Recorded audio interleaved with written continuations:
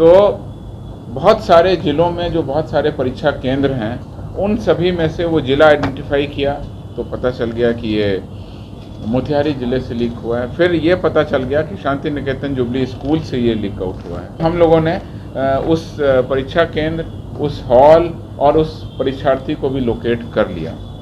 उस परीक्षार्थी को पुलिस ने अरेस्ट कर लिया।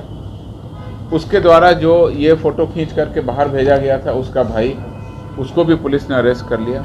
जो अभी तक मामला प्रकाश में आया है वो ये नकल कराने का एक सीमित प्रयास है और उसने कुछ तकनीक भी यूज़ की है। उन सभी का भी खुलासा ईओयू अपने आगे के अनुसंधान में करेगी। नमस्कार, आप लाइव बिहार देख रहे हैं। मैं हूं राजमोहन तिवारी। बिहार एसएससी सचिवालय सहायक पेपर लीक लगातार विवादों में बनी हुई है पिछले 2 दिनों से, और आर्थिक अपराध इकाई के तरफ से इस मामले की जांच की जा रही है। अब तक कई लोगों की गिरफ्तारी हो चुकी है, लेकिन अभी भी जांच रुकी नहीं है। इस पूरे अनुसंधान पर जो अपडेट है वो एडीजी मुख्यालय जितेंद्र सिंह गंगवार की तरफ से जारी किया जा रहा है। क्या कुछ वो कह रहे हैं, पहले आप उन्हें सुनिए।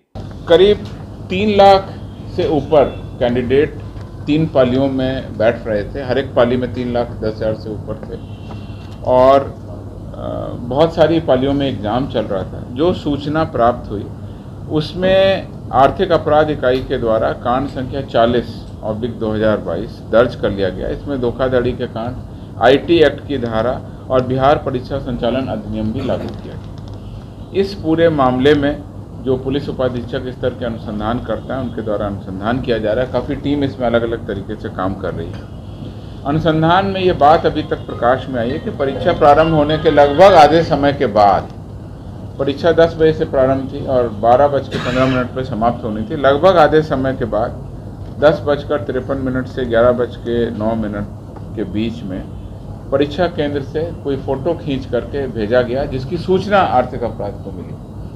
उस सूचना पर जैसे ही आर्थिक अपराध इकाई की टीम ने काम करना शुरू किया तो बहुत सारे ज़िलों में जो बहुत सारे परीक्षा केंद्र हैं, उन सभी में से वो ज़िला आइडेंटिफाई किया तो पता चल गया कि ये मोतिहारी ज़िले से लीक हुआ है। फिर ये पता चल गया कि शांति निकेतन जुबली स्कूल से ये लीक आउट हुआ है और उसमें उस कमरे का पता चल गया, क्योंकि उस फोटोग्राफ में कुछ ऐसे इंडिकेशन थे जिससे ये पता चल गया कि उस कमरे से लीक हुआ। और उसके बाद जो हमारी कोडिंग टेक्निक थी, उससे ये भी पता चल गया कि किस अभ्यर्थी के पास में वो क्वेश्चन पेपर था। तो कुल मिला के हम लोगों ने उस परीक्षा केंद्र, उस हॉल और उस परीक्षार्थी को भी लोकेट कर लिया। इस मामले में पुलिस के द्वारा सारी जांच अभी की जा रही है। उस परीक्षार्थी को पुलिस ने अरेस्ट कर लिया। उसके द्वारा जो ये फ़ोटो खींच करके बाहर भेजा गया था, उसका भाई, उसको भी पुलिस ने अरेस्ट कर लिया। उसने कुछ क्वेश्चन को सॉल्व करने वाले लोगों के पास भेजा था, उसमें से भी एक अरेस्ट हो गया और एक और व्यक्ति था जो अगले दिन परीक्षा देने जा रहा था, उसको भी अरेस्ट कर लिया। तो इस प्रकार से 4 व्यक्तियों को अरेस्ट कर लिया है। और ये जो प्रकरण है वो एक कमरे से संबंधित और एक व्यक्ति से संबंधित अभी तक प्रतीत होता है। पुलिस की जो तकनीक है अनुसंधान की, उसके कारण और आयोग के द्वारा जो सुरक्षा के उपाय रखे गए थे, उनके कारण ही ये संभव हुआ कि हम लोग इस पूरे प्रकरण की बहुत सूक्ष्मता से और बहुत ही तेज़ी से जांच कर सके हैं। और इस प्रकार से इस पूरे मामले में जो गिरफ्तारियां हुई हैं, उसके आधार पर अब पुलिस आगे की कार्रवाई कर रही है। इसमें और लोग भी हैं क्या सर? इसकी कुछ फाइंडिंग आया है? जो अभी तक मामला प्रकाश में आया है वो ये नकल कराने का एक सीमित प्रयास है कि मुझे क्वेश्चन पेपर मिल गया, मैं क्वेश्चन पेपर को बाहर भेजूं और उसके बाद में मुझे कहीं से आंसर मिल जाए। इसमें उसने मोबाइल फ़ोन का यूज़ किया है और उसने कुछ तकनीक भी यूज़ की है। उन सभी का भी खुलासा ईओयू अपने आगे के अनुसंधान में करेगी। और मुझे ऐसा लगता है कि शीघ्र ही इस पूरे मामले में और भी अगर कुछ लोग हैं तो उनकी भी हम लोग जांच कर लेंगे और उन तक भी पुलिस का शिकंजा पहुंच जाएगा। जैसा कि मैंने बताया, अभी तक एक जगह से क्वेश्चन पेपर बाहर आया, एक जगह से क्वेश्चन पेपर अंदर गया। उन सब पूरे चेन के लोगों को अरेस्ट कर लिया गया है।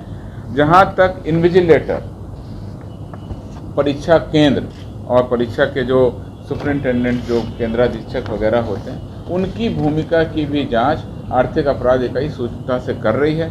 अभी तक उनके विरुद्ध में कोई ऐसा साक्ष्य नहीं है कि उनकी मिलीभगत से ऐसा हुआ हो, लेकिन पुलिस हर मामले पर जांच कर रही है और उनका जो जांच करने का तरीका है वो बहुत ही गहन है। 8 वर्षों के बाद आई सचिवालय सहायक की परीक्षा एक बार फिर विवादों में और एक बार फिर मुद्दा पेपर लीक का। बिहार में अब पेपर लीक कोई आम बात रह नहीं गई है जब से बिहार लोक सेवा आयोग का पेपर लीक हुआ और उसके बाद अब बिहार एसएससी का भी। लेकिन जहां तक अपडेट जो है एडीजी मुख्यालय के तरफ से मिला और उन्होंने जो जानकारी दी, उनका कहना है कि शुरुआती जो जांच है उसमें ऐसा लगता है कि कोई बड़ा गिरोह इसमें शामिल नहीं है, बल्कि कुछ ऐसे अभ्यर्थी थे जो खुद को पास कराने की कोशिश कर रहे थे और इसी मामले में अब तक 4-5 लोगों की गिरफ्तारी जो है वो कर ली गई है। हालांकि अभी जांच रुकी नहीं है, जांच जो है आगे भी जारी है।